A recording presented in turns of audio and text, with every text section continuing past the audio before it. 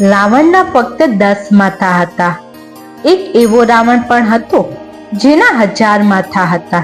અને સૌથી ચોંકાવનારી વાત કે તેનો વધ ભગવાન રામે નહીં પણ માતા સીતાએ કર્યો.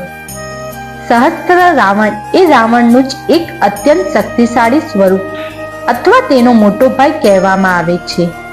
તેના નામ પ્રમાણે તેને 1000 માથા અને 2000 હાથ હતા. તે પુષ્કર દ્વીપ પર રાજ કરતો હતો.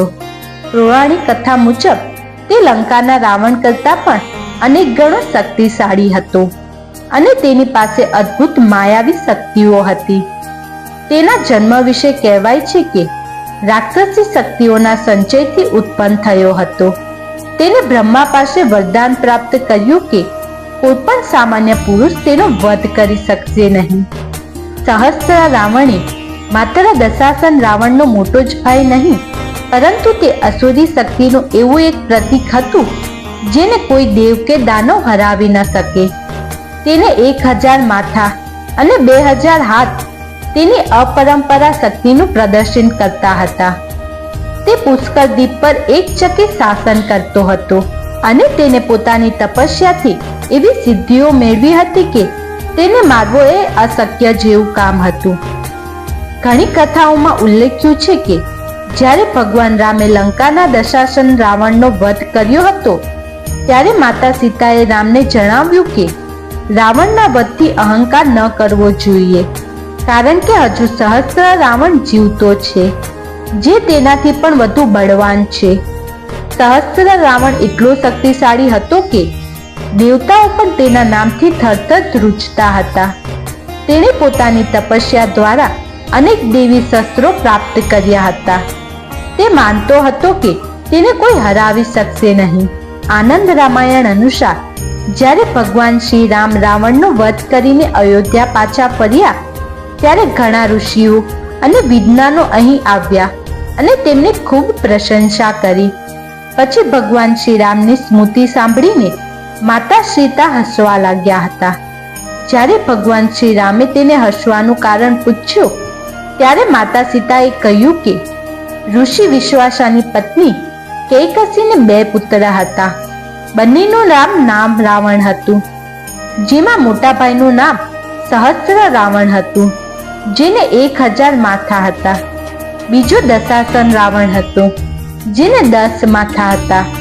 તમે 10 માથાવાળા રાવણનો વધ કર્યો છે પરંતુ 1000 માથાવાળા રાવણ ખૂબ જ શક્તિશાળી અને ઉગ્ર છે. જ્યારે લંકાપતિ રાવણના વધ પછી ભગવાન રામ અયોધ્યા પાછા ફર્યા ત્યારે તેમને સહસ્ત્ર રાવણના અત્યાચાર વિશે જાણવા મળ્યું. રામ પોતાના વિશાળ વાનર સેના અને ભાઈઓ સાથે પુષ્કર દ્વીપ પર ચડાઈ કરવા ગયા. યુદ્ધના મેદાનમાં સહસ્ત્ર રાવણે એવી માયાઓ શક્તિ વાપરી કે રામની આખી સેના અને હનુમાન સહિત યોદ્ધાઓ લાચાર બની ગયા હતા. એક સમયે સહસ્ત્ર રાવણે એવું જ અસ્ત્ર છોડ્યું કે જેનાથી ભગવાન રામ પણ બેભાન થઈ ગયા હતા. આ ક્ષણ એ સાબિત કરવા માટે હતી કે અસુરોનો નાશ પુરુષો તત્વ દ્વારા શક્ય નથી. આ સમયે માતા સીતાએ રૌદ્ર સ્વરૂપ ધારણ કરવાનો નિર્ણય લીધો. સહસ્ત્ર રાવણનો વધ રામના હાથે નહીં પરંતુ માતા સીતાના હાથે નિશ્ચય હતો. જ્યારે રામ અસહાય બન્યા ત્યારે સીતા માતાએ અત્યંત ભયાનક મહાકાળીનું રૂપ ધારણ કર્યું. દેવીના આ સ્વરૂપમાં સહસ્ત્ર આંખો અને અગણિત હાથ હતા. મહાકાળીએ ક્ષણવારમાં જ સહસ્ત્ર રાવણને 1000 માથા કાપી નાખ્યા અને તેના રક્તનું પાન કર્યું. આ રીતે અજય ગણાતા સહસ્ત્ર રાવણનો વધ થયો. દેવીનો ક્રોધ એટલો ભયાનક હતો કે રાવણના વધ પછી તેમને શાંત ન હતા.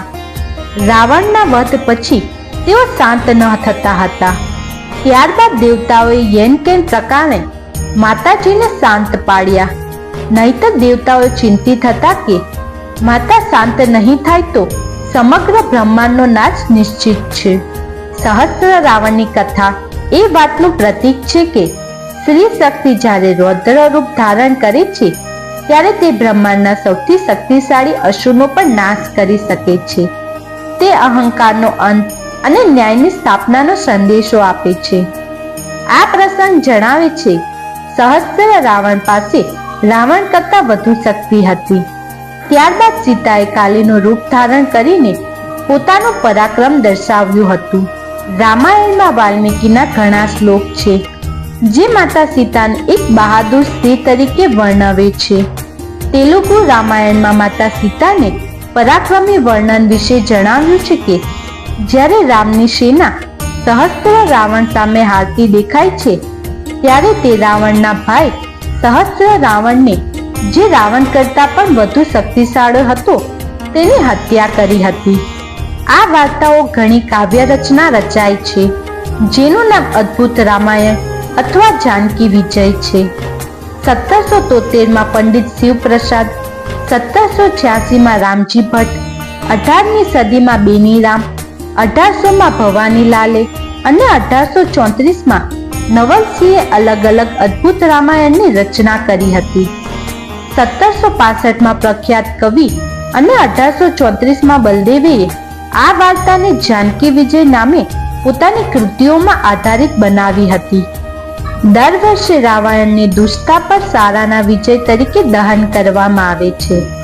જ્યારે વાલ્મીકી રામાયણ અને રામચરિત માનસ 10 માથાવાળા રાવણનું વિગતવાર વર્ણન કરે છે, ત્યારે રામાયણમાં બીજા રાવણનું પણ વર્ણન કરે છે. એવું કહેવાય છે કે રાવણનો એક ભાઈ હતો જેને 1000 માથા હતા. હિન્દુ ધર્મમાં ભગવાન શ્રી રામના જીવનનું વર્ણન ઘણા ગ્રંથોમાં વિગતવાર કરવામાં આવ્યું છે. વાલ્મીકી રામાયણ અને રામચરિત માનસ આમાંથી સૌથી પ્રખ્યાત છે. આ ઉપરાંત વિવિધ ભાષાઓમાં 100 થી વધુ રામાયણમાં કહેવામાં આવી છે. આનંદ રામાયણમાં પણ અસંખ્ય વાર્તાઓ છે જે આ નોંધપાત્ર વાર્તાઓનું વિગતવાર વર્ણન કરે છે. આ કથા બતાવે છે કે સાચી શક્તિ શું છે. જ્યારે સ્ત્રી સ્વરૂપ રૌદ્ર સ્વરૂપ લે છે ત્યારે કોઈ પણ અસુર ટકતો નથી. જો તમને આ કથા પસંદ આવી હોય તો વિડીયોને લાઈક કરો, તમારા પરિવાર અને મિત્રો સાથે શેર કરો અને ચેનલને સબસ્ક્રાઇબ કરવાનું ભૂલશો નહીં.